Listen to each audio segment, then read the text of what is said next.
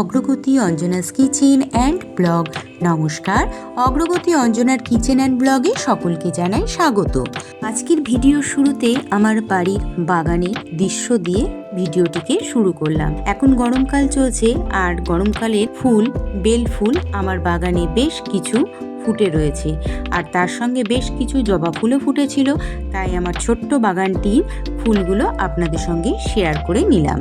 আরেকটি জিনিস দেখাই, আমার বাগানে আপনির থেকে কিছু মানকচু গাছ হয়েছিল, ছোট ছোট গুড়ি গুড়ি হয়েছিল, কিন্তু আজকে বেশ বড় সাইজের হয়েছে। এর থেকে আমি বেশ কয়েকটা কচি কচি পাতা তুলে নেব, আর এই কচি কচি পাতাগুলো দিয়ে বেশ সুন্দর কিন্তু পাতা বাটা খাওয়া হয়। আমার ইউটিউব চ্যানেলে এই পাতা বাটার একটি রেসিপি দেওয়া আছে, কস্তুরি পাতা বাটা, চাইলে আপনারা দেখে নিতে পারেন। ওখানে আমি কিভাবে এবং কি কি জিনিস দিয়ে এই কচু পাতা বাটাটিকে তৈরি করেছিলাম এবং খেতেও খুব সুস্বাদু লাগে। এই কচু পাতা বাটার নাম হচ্ছে কস্তুরি পাতা বাটা, আর প্রধানত মানকচু ও বিষকচুর পাতা দিয়ে এই কস্তুরি পাতা বাটাটি তৈরি করা হয়ে থাকে। কস্তুরি পাতা বাটার ভিডিওটিতে আমি বিষকচুর পাতা দিয়ে তৈরি করেছিলাম, আর আজকে আমার বাড়ির মানকচু পাতা বাটাটি ওইভাবেই তৈরি করেছিলাম।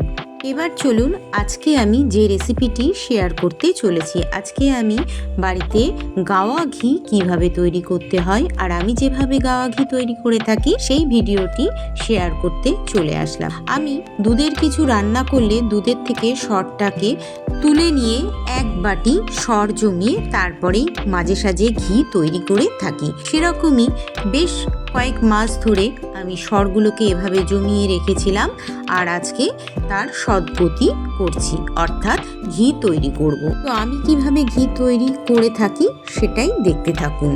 দেখতেই পাচ্ছেন আমি এক বাটি সর জমিয়ে নিয়েছিলাম। এবার এই সরটিকে আমি গ্রাইন্ডারের বোলের মধ্যে দিয়ে মিহি একটি পেস্ট তৈরি করে নিয়েছিলাম।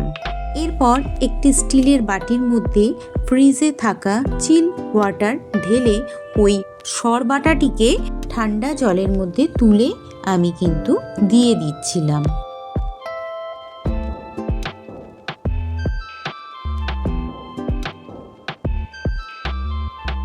দেখুন, মিহি করে বেটে রাখা সরবাটাটিকে আমি জলের মধ্যে তুলে দিয়ে দিলাম। এরপর দুটো আইস কিউব এই সরবাটার জলটির মধ্যে দিয়ে দিলাম। দেখুন, এটা কিন্তু অথেন্টিক মাখন বা বাটার। এটাই হচ্ছে সেই সর বাটার পরে এই বাটারটাই ফার্স্টে তৈরি হয়, আর এটাকেই জাল দিয়ে ফুটিয়ে নিয়ে ঘি তৈরি করা হয়ে থাকে। এবার আমি গ্যাসের ওভেনে একটি কড়াই বসিয়ে নিয়েছিলাম। এবার সেই বেটে রাখা সর বাটাটিকে কড়াইয়ের মধ্যে তুলে তুলে কড়াইয়ের মধ্যে দিতে থাকলাম।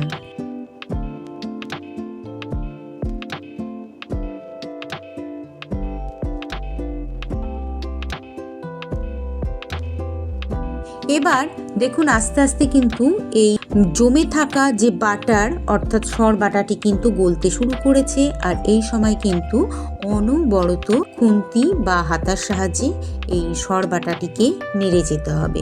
আর এই যে মাখনটা গলে গেছে এটা কিন্তু তলায় লেগে যাওয়ার একটা সম্ভাবনা থাকে, তো সে কারণে অনবরত কিন্তু খুন্তি বা হাতার সাহায্যে নেড়ে যেতে হবে।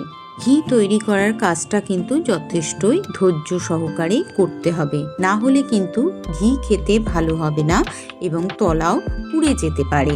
আরেকটি কথা বলে দিই, ঘি তৈরি করার সময় গ্যাসের ফ্লেম কিন্তু লো টু মিডিয়াম ফ্লেমে রাখবেন, বেশি হাই ফ্লেমে দিতে যাবেন না, তাহলে এই ঘি যখন তৈরি হয় তখন কিন্তু ফুটতে থাকে এবং এই ফুটতে থাকা অবস্থায় গায়ে ছিটকে আসলে গায়ে পুড়ে গিয়ে ফোসকা পুড়ে যেতে পারে। যারা বাড়িতে ঘি তৈরি করেছেন তারা অবশ্যই এই বিষয়গুলো জানেন বা অবগত আছেন। যারা একেবারেই নতুন রাঁধুনি আমি তাদের উদ্দেশ্যেই এই কথাগুলো বলে দিলাম। আপনারা দেখে হয়তো বুঝতেই পাচ্ছেন আমি এখানে দাঁড়িয়ে কিন্তু কনস্ট্যান্ট খুন্তির সাহায্যে ঘিটাকে নেড়ে চেড়ে একদম মিশিয়ে যাচ্ছি যাতে তলায় না লেগে যায়, এবং এইভাবেই নেড়ে চেড়ে এক পর্যায়ে কিন্তু এই সরটি ভাজা হয়ে আসবে এবং এর থেকে তেল ছাড়তে শুরু করবে। তেলটি হচ্ছে ঘি।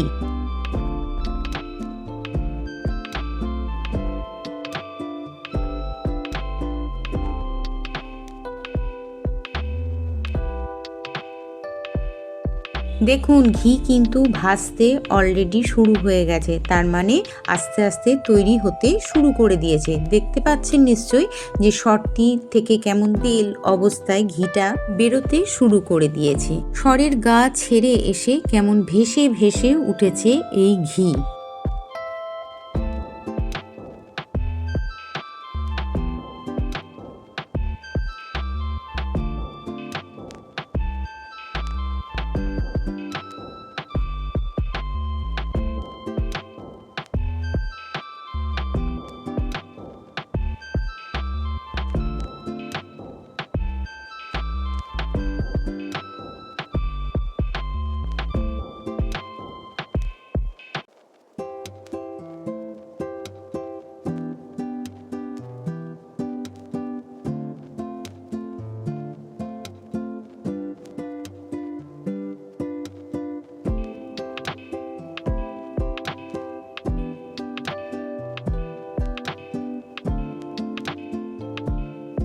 এভাবেই সর ভাজাটিকে অনবরত নাড়াচাড়া করতে করতে এক পর্যায়ে সর ভাজাটির কিন্তু রঙটি চেঞ্জ হয়ে আসবে।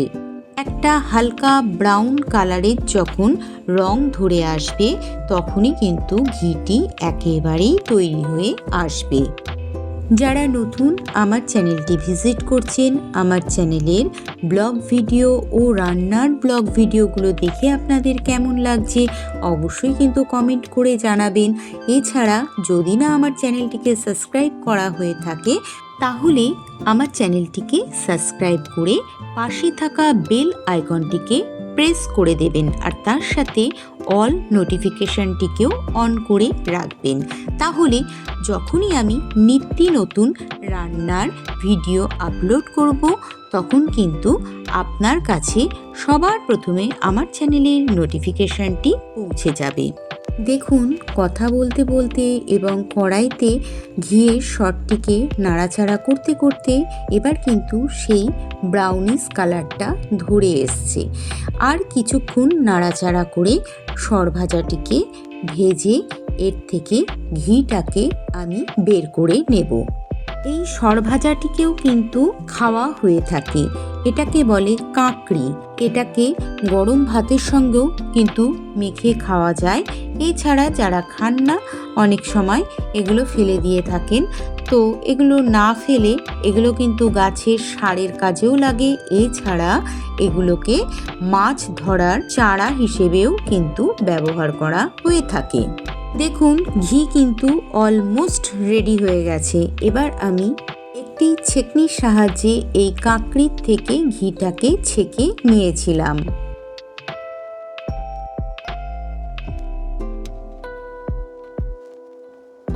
দেখতে পাচ্ছেন কতটা ঘি হয়েছে এক বাটি সরের থেকে। এবার লাস্ট ফিনিশিং টাচ হচ্ছে ছেঁকে নেওয়া ঘিটিকে আমি আরও একবার কড়াইতে ফেলে জাল দিয়ে নেব। জাল দিয়ে নেবার সময় দেখুন তলায় পড়ে থাকা কিছু কাঁকড়ি ছিল, সেগুলো ভেসে উঠেছিল, সেগুলো কিন্তু খুন্তির সাহায্যে আমি সাইড করে নিলাম। এবার একেবারে ঘি তৈরি হয়ে গেছে। এবার আমি কড়াইটিকে গ্যাসের ওভেনের থেকে নাবিয়ে ঠান্ডা করে একটি কাঁচের জারের মধ্যে ঢেলে নেব।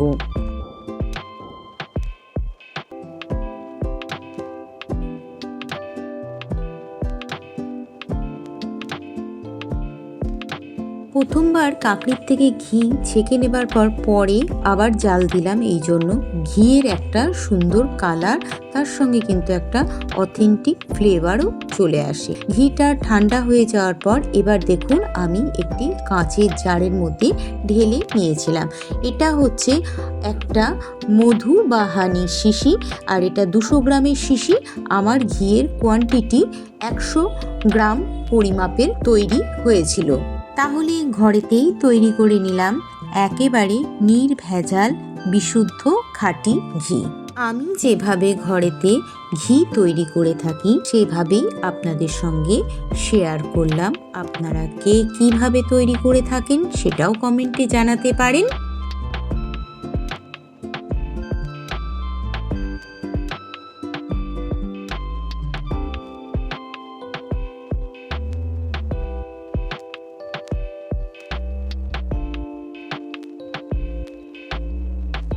এবার দেখুন ঘিটি সন্ধ্যাবেলা অবধি থাকার পর ঘিয়ের কালার এবং ঘিয়ের কিন্তু চেহারারও পরিবর্তন হয়ে গেছে, বেশ দানা দানা অবস্থায় জমে গেছে। এবার আরও একটি কথা বলে রাখি, যেটা হচ্ছে দোকানের ঘিয়ের কালার সাধারণত একটু লালটে কালারের হয়। এর কারণ হলো অনেক পরিমাণে ঘি একসঙ্গে জাল দিলে তখন ঘিয়ের কালারের কিন্তু চেঞ্জ হয়ে আসে। তাহলে আজকের ভিডিওটি আমি এখানেই শেষ করলাম।